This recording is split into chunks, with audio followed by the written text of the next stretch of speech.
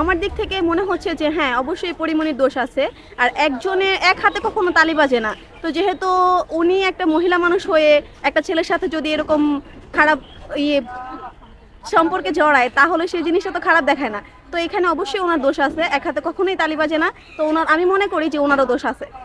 আমার মনে হয় যে ওনাকেও আইনিগতভাবে ব্যবস্থা নেওয়া হোক, ওনার থেকেও আর কি তদন্ত করা হোক, ওনার কোনো ভুল ত্রুটি আছে কিনা, তাহলেই বোঝা যাবে যে আসলে কে আসল দোষী। হ্যাঁ, আছেই তো। এক হাতের তো কখনোই তালি বাজে না। সাকলাইনে যেমন শাস্তি পাইছে তেমন পরিমাণেরও শাস্তি হওয়া দরকার। কারণ এক হাতে তো কখনো তালি বাজেও না। আর উনি উনি একজন ছেলের মা।